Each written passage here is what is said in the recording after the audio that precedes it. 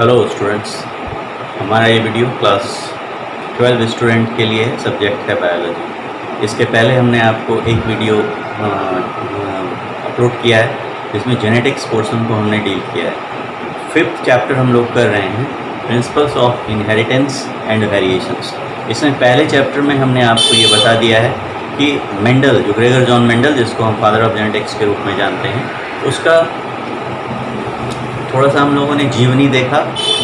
उसके बायोग्राफी को देखा, और फिर हम लोगों ने उसको उस वीडियो में ये चैप्टर को इस क्वेश्चन को डील किया था कि मेंडल ने मटर के पौधों को ही अपने प्रयोग के लिए क्यों चुना। यहाँ पर अब हम लोग एक्सपेरिमेंट्स ऑफ मेंडल को देखेंगे कि जो मेंडल है, मेंडल ने मटर के पौधों में क्या एक्सपेरिमेंट्स किया है। तो मेंडल का जो एक्सपेरिमेंट्स है उसको हम 3 हेडिंग्स के अंतर्गत स्टडी करेंगे कि मेंडल ने जो 7 वर्षों तक अध्ययन किया है उसका जो स्टडी है उसको हम लोग अंडर 3 हेडिंग्स स्टडी करेंगे या उसको समझेंगे। तो मेंडल के प्रयोग, तो जैसा कि यहाँ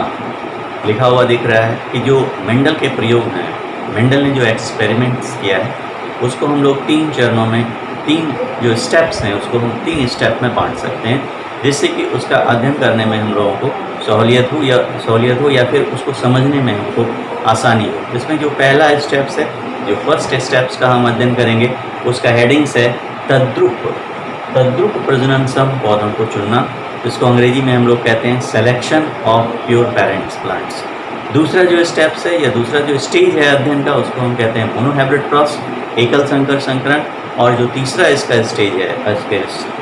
अध्ययन का, स्टडी का, और जो लास्ट स्टेप है वो है द्विसंकर संकरण या डायहाइब्रिड क्रॉस। तो इन तीनों स्टेप्स को हम बारी बारी से एक एक करके समझेंगे। जब हम लोग इस तीनों स्टेप्स को समझ लेंगे, इट मीन्स कि मेंडल का हमने जो स्टडी है वो हमने समझ लिया। इसके साथ ही हम लोगों ने हम इसको भी देखते जाएंगे कि मोनोहाइब्रिड क्रॉस के आधार पर मेंडल ने क्या बातें बताई, कौन से लॉज दिए, ये क्या, वो किस निष्कर्ष पर पहुंचा, और जो डायहाइब्रिड क्रॉस है उसके आधार पर मेंडल किस निष्कर्ष पर पहुंचा। तो एक एक करके यहाँ पर इसी तीनों की चर्चा होगी। सबसे पहला जो फर्स्ट हम लोग आएंगे वो आएंगे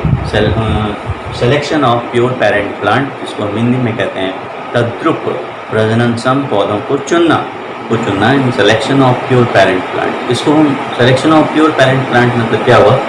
कि हमने तुमको पहले बताया कि मेंडल ने जो मटर के पौधों को चुना है उसमें 7 पेयर्स ऑफ कंट्रास्टिंग कैरेक्टर्स की चर्चा उसने की कि मतलब बहुत सारे उसमें लक्षण देखने को मिलते हैं, और मेंडल ने जिसमें से 7 जोड़े यानी 7 कंट्रास्टिंग कैरेक्टर्स का उसने वर्णन किया है। तो उसमें 7 का 2 रूप हुआ, यानी 14 कैरेक्टर ऑल टुगेदर उसने मेंडल ने मटर के पौधों में वर्णन किया। तो 14 कैरेक्टर्स का उसने क्या किया, सबसे पहले उसको जैसे एक पौधा मान लेते हैं, लेंगे एक कैरेक्टर को हमने लिया, किसी भी कैरेक्टर को लिया, जैसे लंबे पौधे को ही ले लिया या बौने पौधे को ले लिया, या फिर हमने अगर फूल का पोजीशन लिया, एक्सियल है या टर्मिनल है, उसको हमने लिया और उसको हमने क्या किया कि सेल्फ पॉलिनेट कराया, स्वपरागण कराया। स्वपरागण कराने के बाद अगर उसके जो बीज बोए, स्वपरागण सेल्फ पॉलिनेशन मतलब एक ही पुष्प है, उसी का मेल पार्ट्स को स्टैमेंस में जो पॉलन ग्रेन है उसी के फीमेल यानी जो कार्पेल है, कार्पेल का जो स्टिग्मा है वहाँ हम पॉलिनेट करेंगे, अपने हाथ से किया जाता है। इसमें 2 प्रोसेस और भी आ जाता है यहाँ पे सीखना कि इमेस्कुलेशन क्या होता है और बैगिंग क्या होता है, जो कि हमको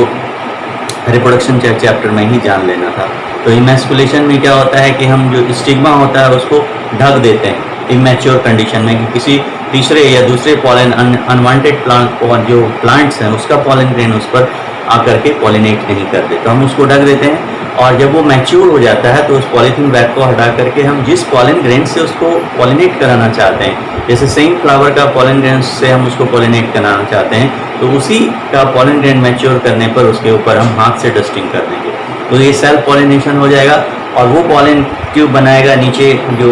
उसका एग है वहाँ तक जाएगा, और जैसे ही पॉलन ग्रेन्स का न्यूक्लियस एग के न्यूक्लियस से मिलेगा, फर्टिलाइजेशन हो जाएगा।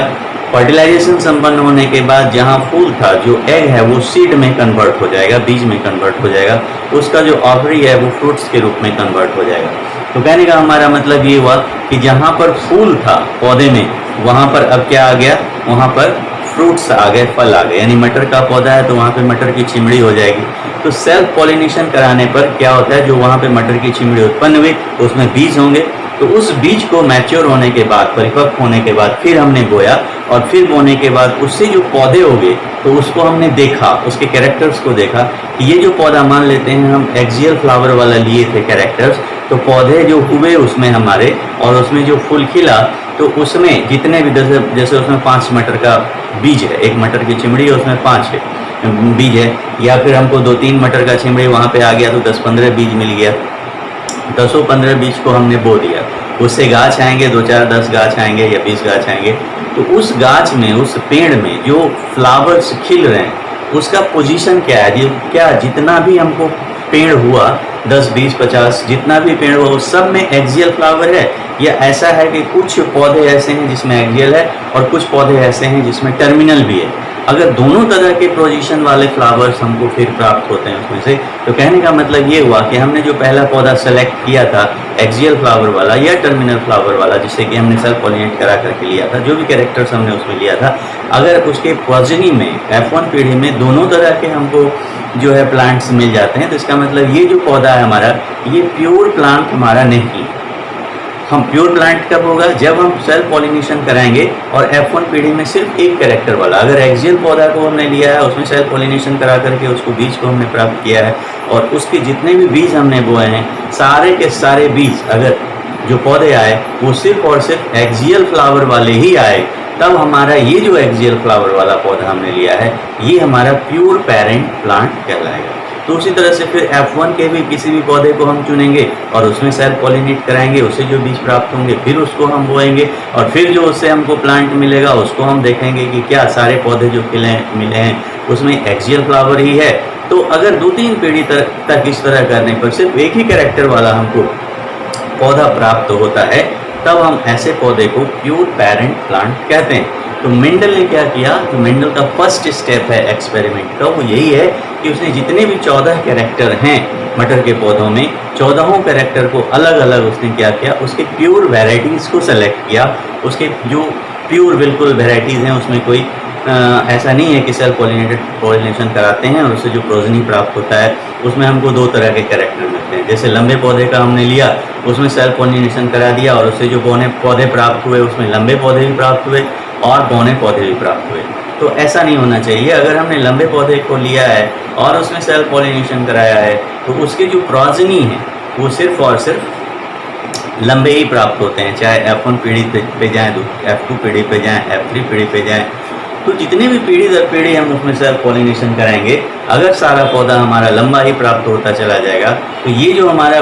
सेलेक्टेड प्लांट होगा, जो हम या फिर जो हमने पहले प्लांट लिया था या कोई भी प्लांट उसमें से ले लेंगे, तो that will be the pure parent plant. इसी को हम कहते हैं तद्रुप प्रजनन से हम पौधों को चुना, मतलब पीढ़ी दर पीढ़ी एक ही कैरेक्टर वाले हमको पौधे प्राप्त हुए। तो ऐसे मेंडल का जो फर्स्ट स्टेप है वो यही है कि उसने 14 कैरेक्टर्स के लिए जो है उसके प्योर वेराइटीज़ को सेलेक्ट किया। तो ये भी कोई कम टीडियस टास्क नहीं है, इसको भी करने में कम से कम 1 साल तो लग ही जाएगा। सारे कैरेक्टर्स को अगर हम सेलेक्ट करके करेंगे, पीढ़ी दर पीढ़ी हम उसको अगर कैरेक्टराइज करेंगे कि ये सब एक ही कैरेक्टर्स वाले पौधे प्राप्त होते हैं या नहीं होते हैं। तो पहला स्टेप्स तो इसका यही है मोनोहाइब्रिड क्रॉस का, इसलिए हमने यहाँ पे लिखा भी हुआ है तद्रुप प्रजनन सम वंश क्रम।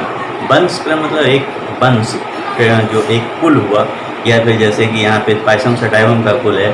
तो वह होता है जो कई पीढ़ियों तक स्वपरागण कराने पर एक ही गुण वाले पौधे प्राप्त होते हैं। मतलब अगर हमने लंबे पौधे को चुना, उजला फूल वाले पौधे को चुना है, उसको हम सेल्फ पॉलिनेट करा रहे हैं, तो सर पीढ़ी दर पीढ़ी उसका उजला पौधा ही सभी उजला फूल ही सभी पौधों में आ रहा है। तो वो जो पौधा होगा वो पौधा हमारा ट्रू ब्रीडिंग प्लांट्स होगा, उसको हम जो है प्योर पेरेंट प्लांट कहेंगे। उदाहरण में भी यहाँ पे एक लंबे पौधे का जिक्र किया गया है। तो ये होता है पहला स्टेप मेंडल ने जो किया, जो अपने एक्सपेरिमेंट्स के लिए। तो अब हम लोग दूसरे जो स्टेप्स है उसका उस पर आएंगे, जिसको हम कहते हैं मोनोहाइब्रिड क्रॉस एकल संकर्ष। देखिए क्या होता है कि वीडियो बहुत ज़्यादा लंबा हो जाता है, अगर बहुत सारी चीज़ों को एक ही वीडियो में डालते हैं तो बहुत ज़्यादा लंबा हो जाता है। इसलिए जो नेक्स्ट हमारा स्टेप है मेंडल के एक्सपेरिमेंट्स का, जिसमें मोनोहाइब्रिड क्रॉस को देखेंगे, वो हम लोग नेक्स्ट वीडियो में देखेंगे कि उसमें प्रेस रहे वो, और बहुत ज़्यादा मतलब 1 घंटा का वीडियो अगर डाल देंगे तो उसमें क्या होगा कि बहुत लंबे समय तक कोई भी देखना वो वाव हो जाता है। इसलिए हम छोटा छोटा वीडियो बनाएंगे और उसको एक एक टॉपिक के लिए, और उसको फिर हम डालते रहेंगे। ठीक है, ओके।